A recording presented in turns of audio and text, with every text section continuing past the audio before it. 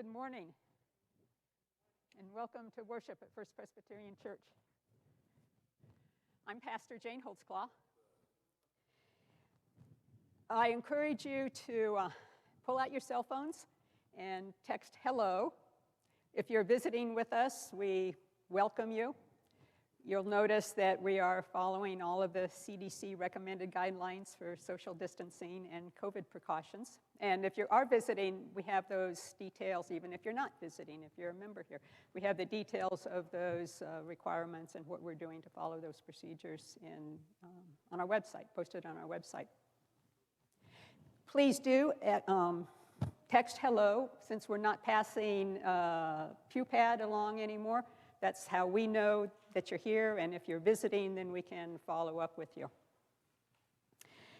You will notice on the front of your pew, or the back of the pew facing you, there's a QR code, which you can also scan with your phone if you don't have a bulletin. There are all kinds of opportunities now to pull out your phone legitimately, and we'll never know the difference. A few announcements, just to highlight the American Spiritual Ensemble is gracing us with 2 appearances in the next 2 weeks. The first one is next Sunday, the 25th of April at 7 p.m. It's a live webinar which will feature the founder of the group as he gives some history and talks about the context of the group and the context of American African spirituals, how they pertain to our history and their relevance to us today and moving forward into the future. The following Sunday, May 2nd, there will be a virtual concert with the American Spiritual Ensemble. That's also at 7 p.m. The links for both of those appearances can be found on our website under the events page, as well as additional information. I'm told, however, that the link probably will not appear or go active until fairly close to showtime, so to speak. Those are the 2 main things I want to highlight. The other events you can find in the bulletin and also on our website. So now, come, let us worship God.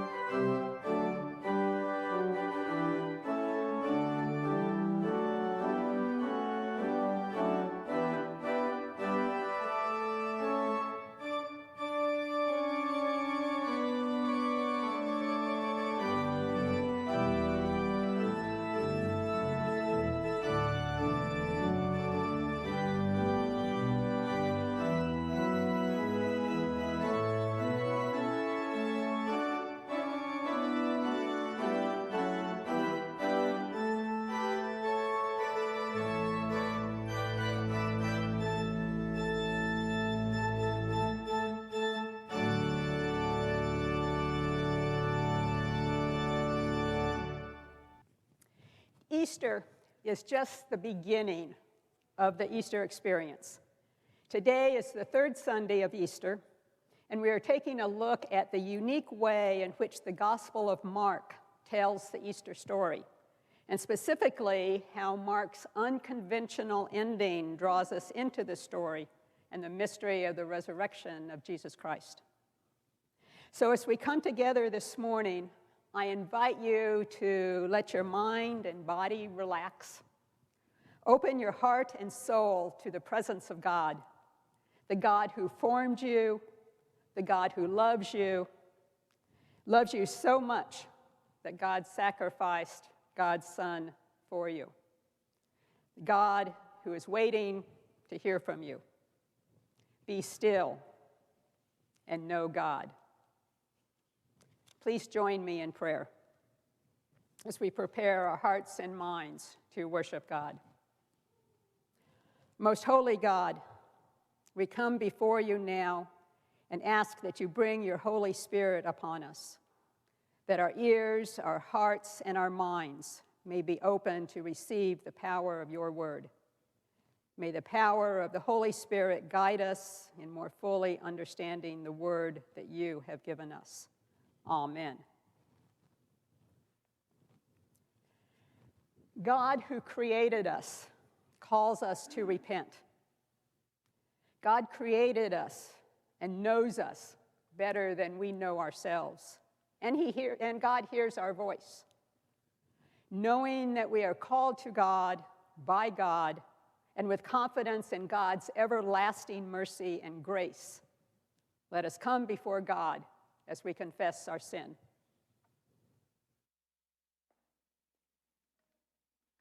Gracious God, we come humbly before you as the one body of Christ, thankful for your gift of saving grace given to us through the crucifixion and resurrection of your Son, Jesus Christ. We know that we fall short of your expectations. The busyness of our day and the uncertainties that we faced drowned out your voice. We do those things that we should not and fail to do those things that we should. We find ourselves afraid to reach out beyond ourselves to others and to be fearful of standing up against the injustices that we see around us. Lord, we ask that you give us strength to be honest with ourselves so that we can be honest in front of you. Trusting in your mercy and thankful for your desire to give us peace, we ask that you bless us with your forgiving grace as we unlock our fears and silently confess our sins.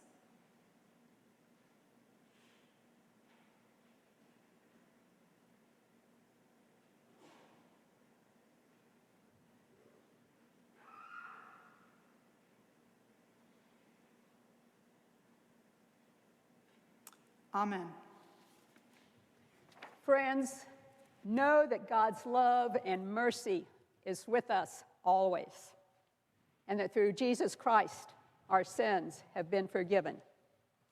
Amen.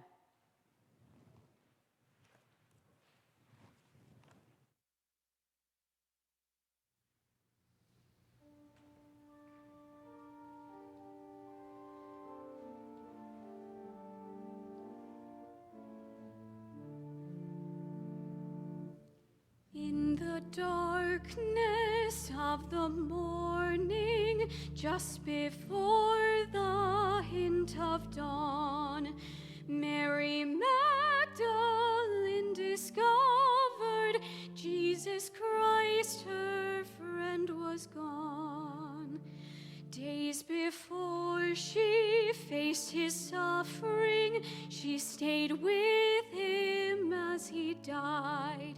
Seeing now his tomb was empty, she remained outside and cried.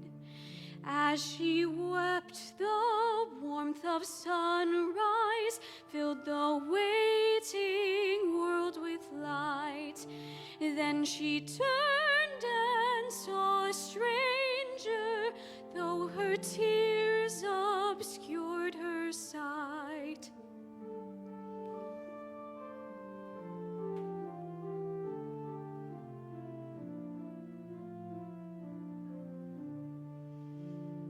Asked the man, "Why are you weeping?" In a voice she vaguely knew. "He is gone and I must find him," she replied as morning grew. Mary said, the smiling stranger, as her vision was restored. She cried, "Teacher," and she touched him, Jesus Christ, her risen Lord.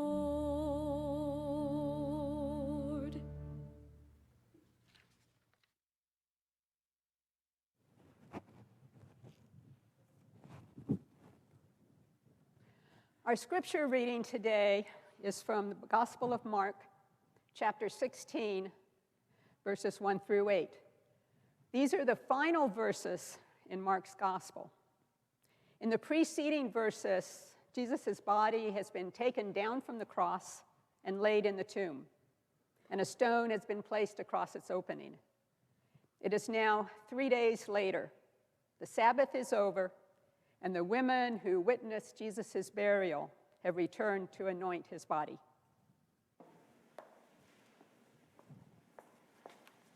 Hear now the word of God.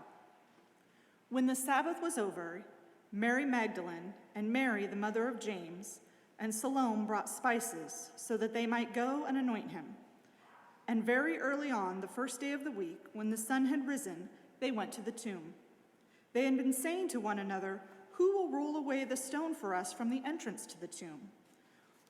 When they looked up, they saw that the stone, which was very large, had already been rolled back.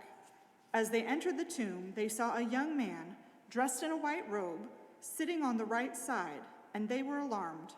But he said to them, "Do not be alarmed. You are looking for Jesus of Nazareth, who was crucified.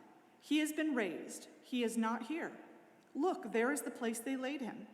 But go, tell his disciples and Peter that he is going ahead of you to Galilee. There you will see him, just as he told you." So they went out and they fled the tomb, for terror and amazement had seized them, and they said nothing to anyone, for they were afraid.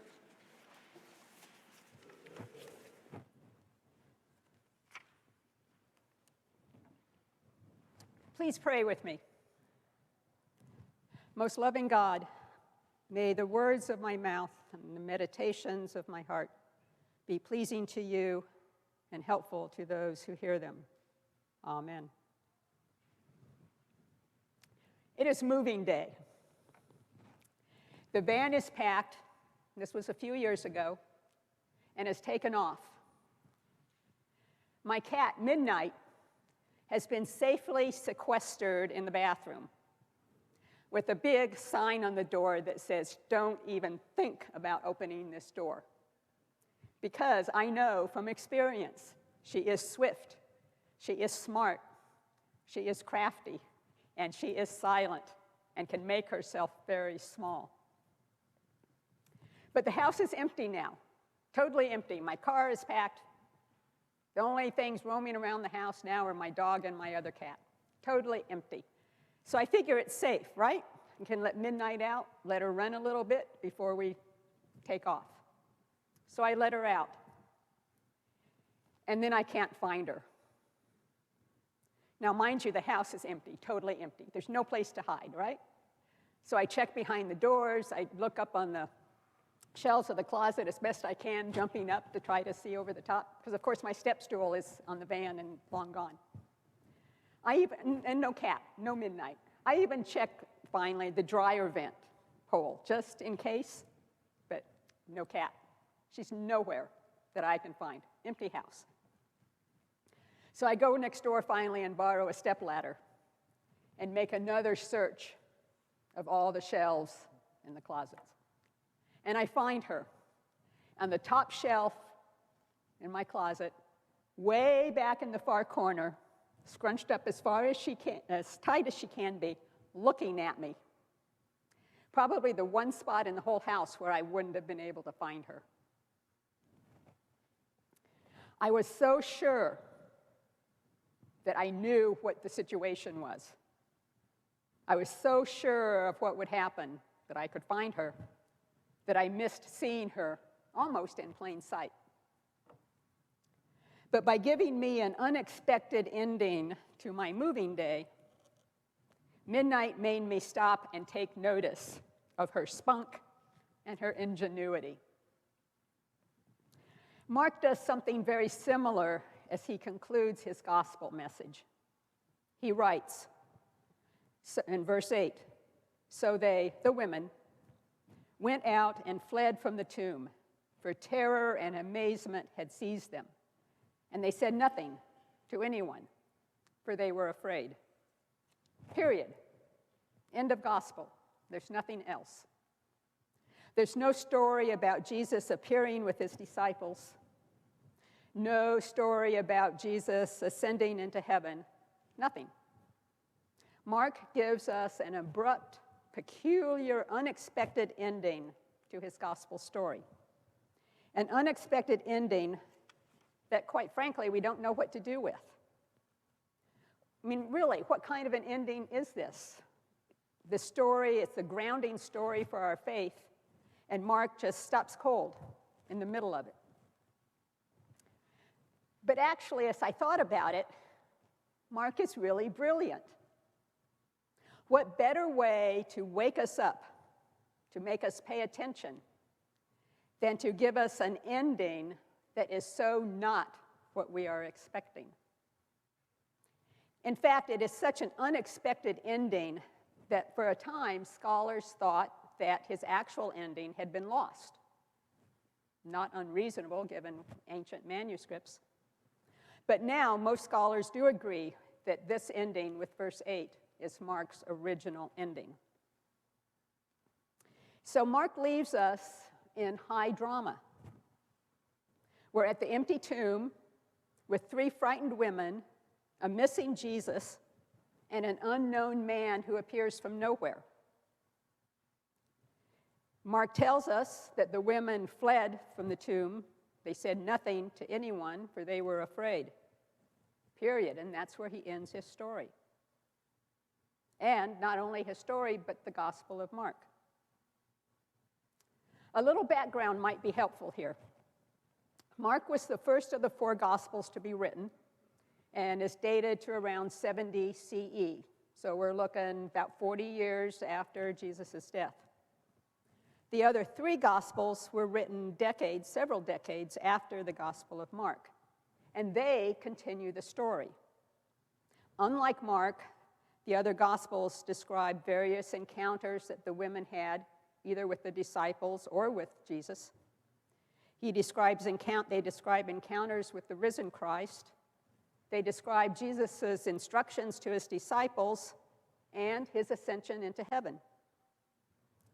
Most scholars do agree that the most reliable and authentic early manuscripts of Mark end at verse 8, with the women fleeing.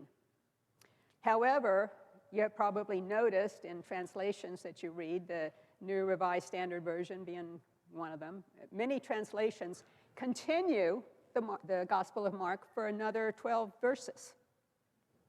Some of them identify this added ending as the shorter ending or the longer ending. The shorter ending is felt to have been written around the 4th century, and the longer ending around the 2nd century.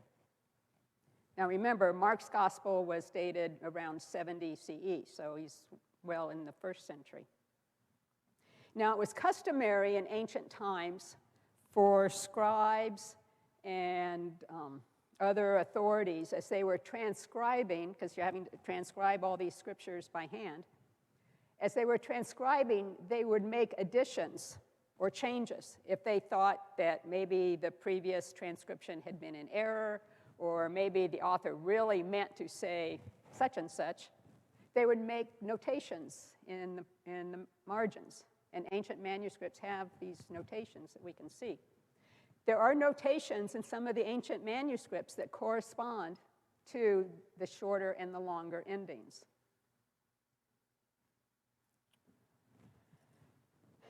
Mark provides us with extensive details about Jesus' events of the last week on earth. So why does he suddenly drop us off at the edge of a cliff at such a critical point in the story? Mark brings us to the tomb. He brings all of us to the tomb. We're at the tomb with the women and with God. But he doesn't fully explain his reasoning for leaving us sort of in the lurch and to create our own ending. Authors frequently leave us hanging at the end of a story, especially if they want us to keep coming back for more. They don't give us the answer, but they just give us enough information to keep us curious and hungry for more. They get us thinking about what might come next.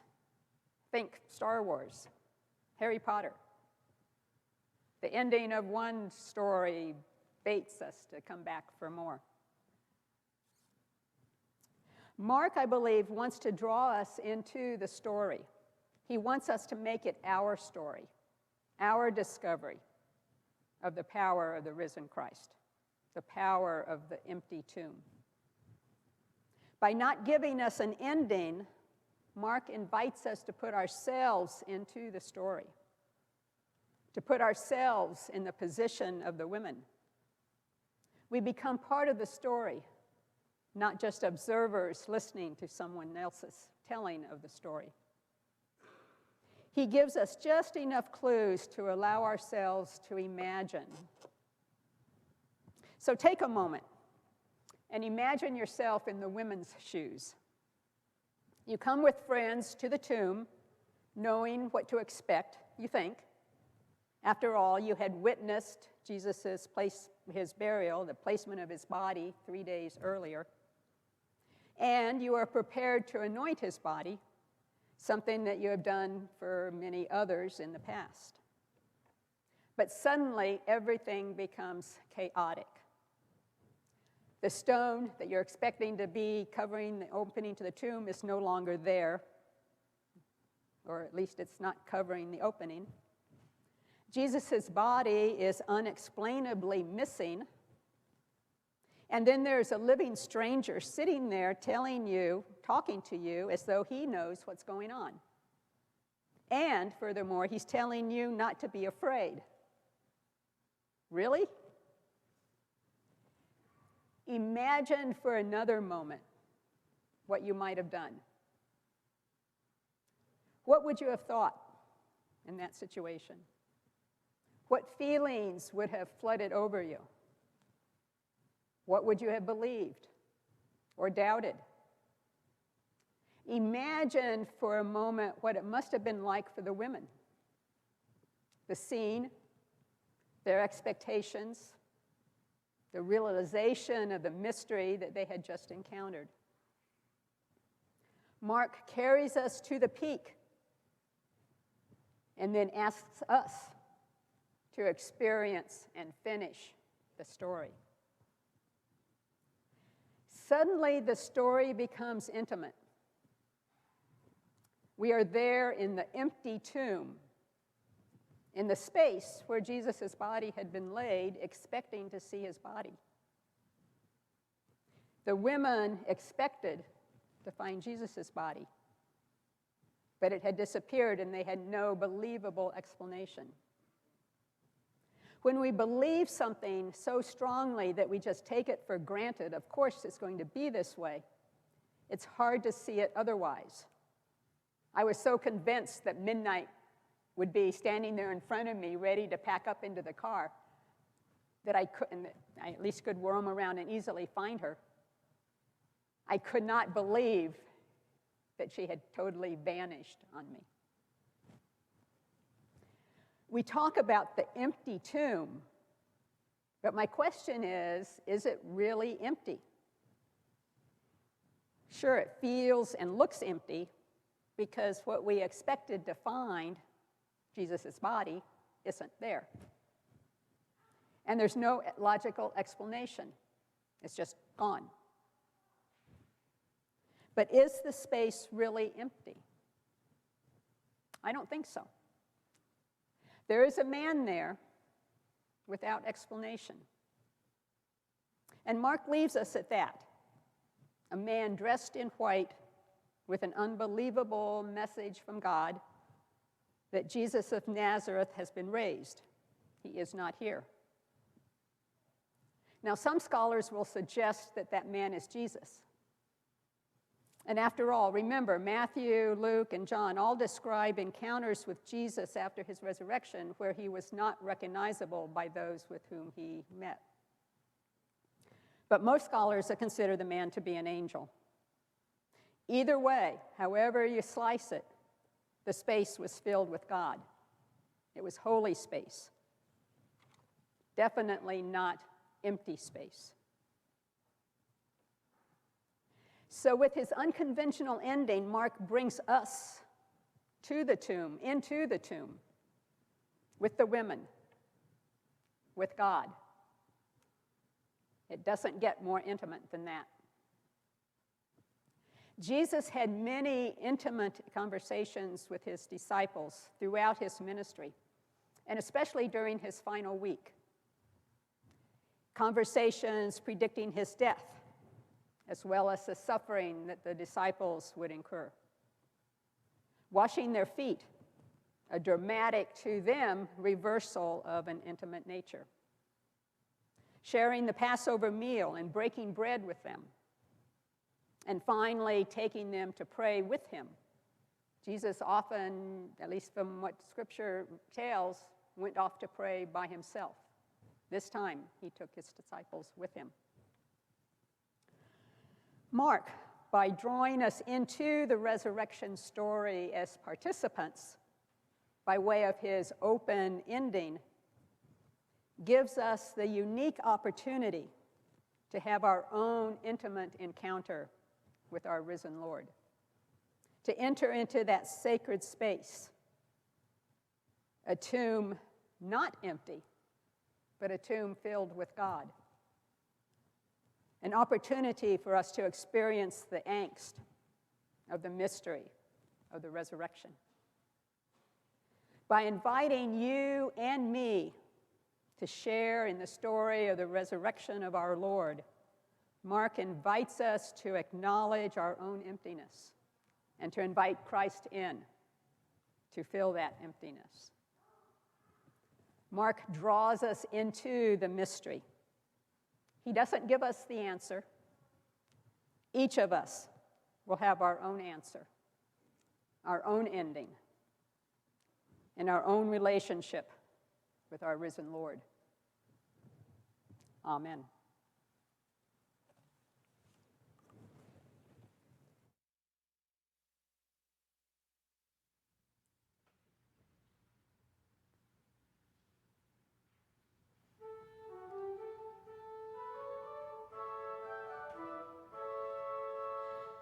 Rise up, my heart, with gladness, and hear the news today. Now let all gloom and sadness be gone without delay. Lifeless our Savior lay, so too shall we one day, but we shall know God's love and rise to heaven above.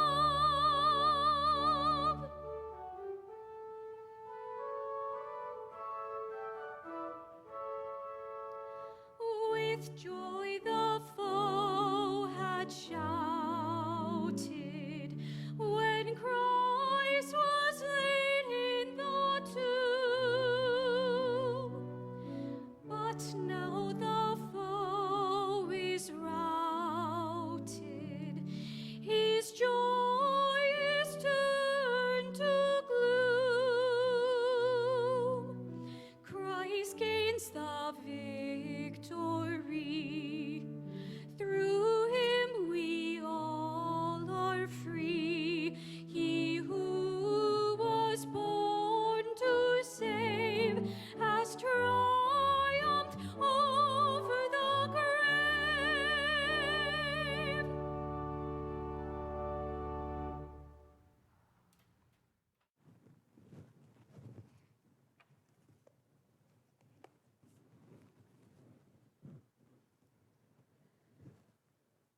I invite you to take a few moments as we prepare to come to God in prayer. Take a few deep breaths. Let yourself relax Let your mind let go of all those other things that fill our thoughts and our minds. Let yourself feel the warm embrace of God as we come to God in prayer. Let us pray. Most loving and gracious God, as spring begins to bloom around us, may our eyes be open to your creative wonders. We ask that you open our eyes to recognize the beautiful resources that you have provided for us. Help us understand ways that we can preserve those resources for our use and for those of future generations. As we live into the mystery of the birth, death, and resurrection of your Son, Jesus Christ, may we more fully appreciate the grace and love which you have so unconditionally given us. May we gain strength from your presence with the knowledge that you travel with us, regardless of how difficult the journey may be.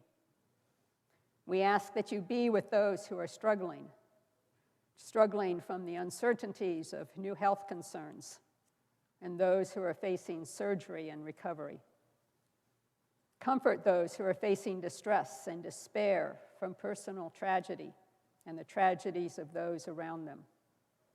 Give them strength to persevere and provide guidance from your presence. Help us to reach out to those in need. Open our eyes to recognize the role that we play in the injustices that occur around us. Open our eyes that we may come to know our own prejudices. Give us strength to step out of our safe space to reach out to others. Open our eyes to the stranger in our midst, the stranger who shows us the untraveled road of love, peace, and justice. The stranger who helps us to find love, peace, and justice where there seems to be only emptiness. Hear us as we join with one voice, as we pray as our Lord Jesus Christ taught us to pray by saying, Our Father, who art in heaven, hallowed be thy name. Thy kingdom come, thy will be done, on earth as it is in heaven. Give us this day our daily bread, and forgive us our debts, as we forgive our debtors. And lead us not into temptation, but deliver us from evil. For thine is the kingdom, and the power, and the glory forever. Amen. Thankful for all that God has given us, it is now our turn to return a portion of those gifts for service to others. As Jesus explained to those at the temple, the widow's offering of a single penny, was more precious and more valuable than the riches of the wealthy. Our gifts to God take many forms. Financial gifts are always helpful in allowing us to continue our ministry, but gifts of time and talent are equally as important and just as valuable. Consider, as there are many ways to give in this time of differing relationships within the context of worship, there are many ways to give, by mail, by text, or online. Any gift is valuable. Any gift, no matter how small, is worthy and is dedicated to Christ. Let us pray. Lord God, we offer our gifts to you, a measure of our thankfulness for all that you have given us. We ask that you guide their use for the glory of your kingdom. Amen.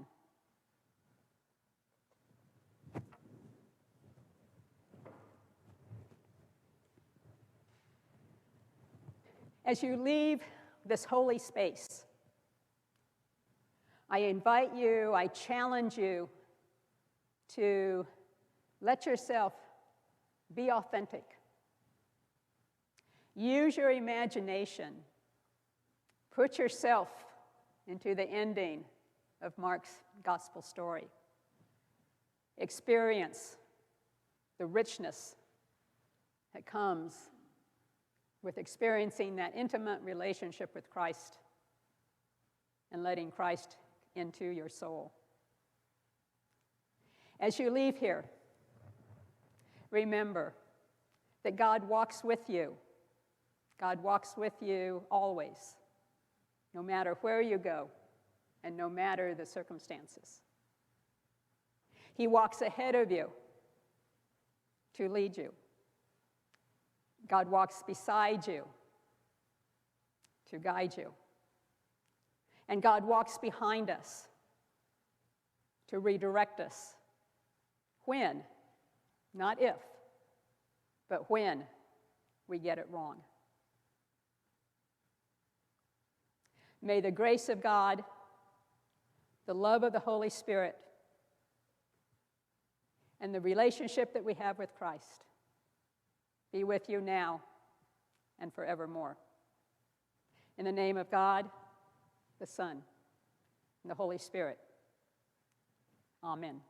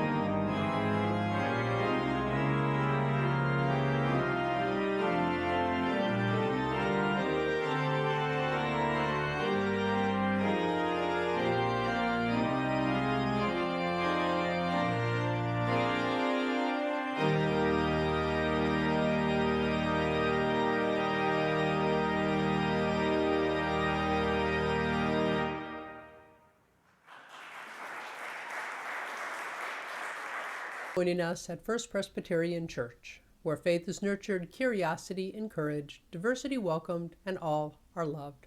Find out more about us at fpclincoln.org or find us on Facebook.